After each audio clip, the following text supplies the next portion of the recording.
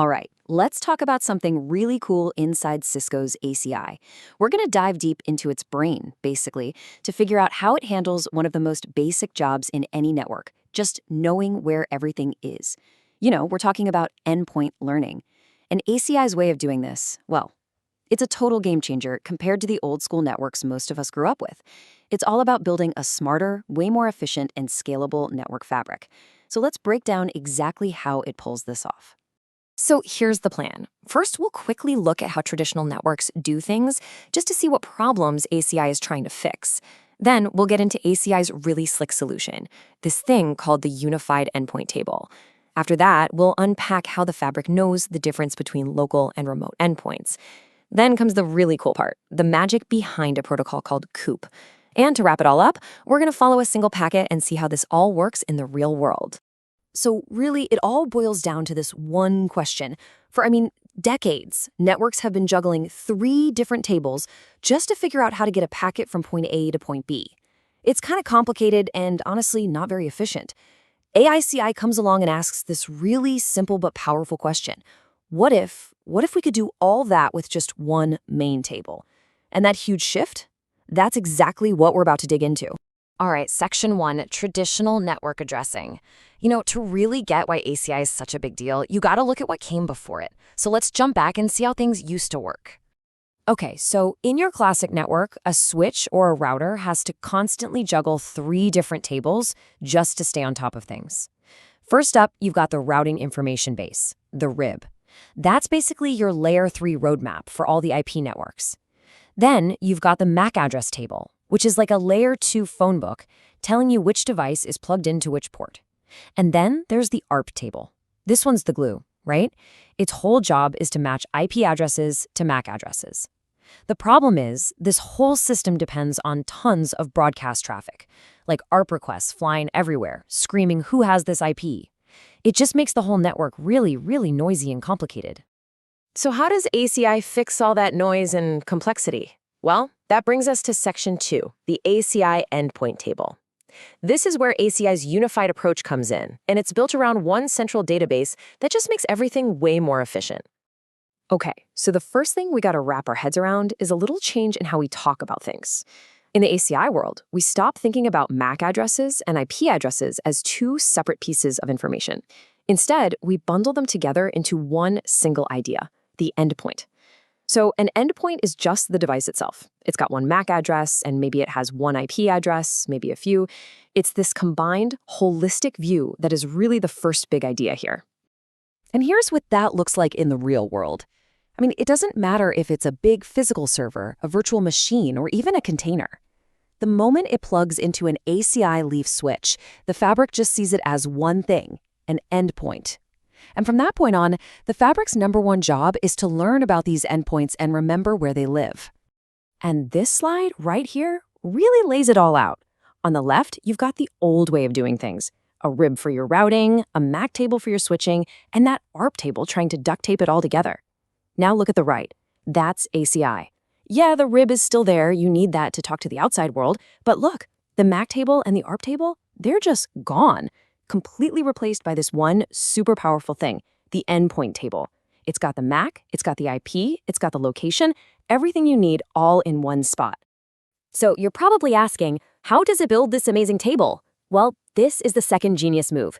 Instead of using something like ARP to constantly scream across the network, hey, who has this IP address? ACI just listens. It learns passively. The very first time an endpoint sends a packet, the ACI leaf switch just peeks inside that packet right there in the data plane. It sees the source MAC, it sees the source IP, and boom, it knows everything it needs to know.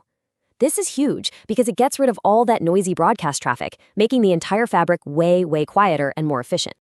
Okay, next up, local versus remote endpoints.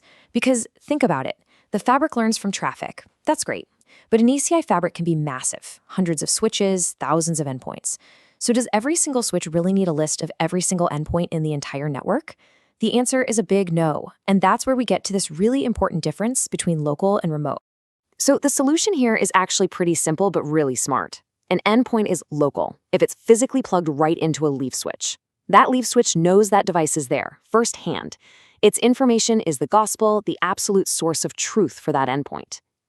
Now, a remote endpoint is just a device that's plugged in somewhere else in the fabric, on some other leaf switch. The leaf's knowledge about those remote guys is just a cache. It's like a temporary note, helpful to have but not the official record. Let's make this super clear with this diagram. Take a look at leaf 1. Endpoint A is plugged right into it. So in its own table, leaf 1 marks endpoint A as local.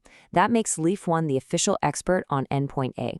Same story for leaf 2 and endpoint B, and leaf 3 with endpoint C. They're each the authority for their directly connected devices, which leads to the million-dollar question. How do they tell each other about this? And that question brings us right to the heart of the whole system, the central nervous system of the ACI fabric. This is Section 4. The COOP Oracle Protocol. This is the magic that takes all that local knowledge and puts it into one central database. Let's talk about COOP. And the core idea is really simple.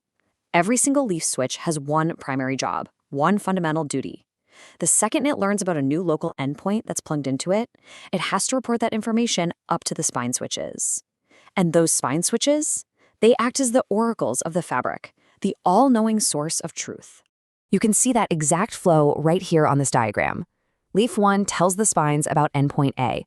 Leaf 2 chimes in about B, and leaf 3 reports on C. The spines just sit there, gathering all these reports and building out this master database, the COOP table. It's basically a map of every endpoint to its exact location. And here's the really brilliant part that makes it so resilient. The spines are constantly talking to each other, syncing up this database. That way, every single oracle has the exact same up-to-date picture of the entire network. No single point of failure. So what's the big payoff for all this? Well, it enables this awesome feature called spine proxy. Just picture this. A packet shows up at leaf 1, and it's going to an endpoint that leaf 1 has never seen before. In the old world, what would leaf 1 do? It would have to flood that packet everywhere, creating a broadcast storm. But in ACI, nope. It just sends the packet up to a spine and says, hey, you figure it out. And the spine, with its all-knowing COOP database, looks it up, knows exactly where that endpoint lives, and forwards the packet straight to the right leaf. It's just an incredibly clean and efficient way to deal with unknown traffic. Okay, we've covered all the building blocks now, right? The endpoint table, local versus remote, the COOP protocol. So now for the fun part. Let's put it all together. This is Section 5, Endpoint Learning in Action. We're going to trace a single packet's journey from start to finish. So this diagram here shows the whole shebang, the entire life cycle of how communication and learning happen at the same time. We're going to follow one packet, starting from endpoint A over on the left, all the way to its destination at endpoint C on the right. And the key thing to watch is how this one little pocket actually teaches the network where it came from, building the fabric's intelligence on the fly. All right, let's walk through it. Step 1, endpoint A sends out its packet, heading for endpoint C. Step 2, that packet hits the first switch, leaf 1. Instantly, just by looking at the source info in the packet, leaf 1 learns everything about endpoint A, its MAC, its IP, and marks it down as local. That's your data plane learning right there. Step 3, leaf 1 immediately does its job and reports this new finding up to the spine using COOP. Step 4, the spine gets the news, updates its master COOP table, and then shares that update with all the other spines so they're all in sync. Okay, now step 5. While all that was happening, the original packet, now wrapped in VXLAN, makes its way over to the destination switch, leaf 3. When leaf 3 gets the packet, it also learns about the source, endpoint A, and adds it to its own table as a remote endpoint. It knows A lives over on leaf 1. And finally, step 6. Leaf 3 sends the packet out the right port to endpoint C.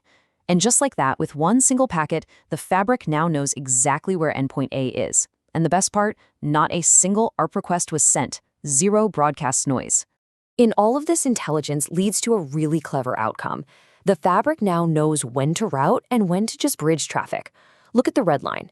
If a packet is sent to the fabric's own router MAC address, the fabric knows, okay, this needs to be routed, and it uses its layer 3 smarts. But if the packet is going to any other regular endpoint MAC, like you see with the blue line, the fabric says, oh, I know where that is. This is just simple layer 2 traffic, and it bridges it directly. This intelligence to switch between routing and bridging on the fly is a huge part of what makes ACI so powerful. So it really leaves you with a big question, doesn't it? Is this unified, database-driven model the future of all large-scale networking? I mean, it's a huge shift away from those old, noisy, distributed protocols towards a smarter, more centralized system. Definitely something to think about. Thanks so much for tuning into this Explain.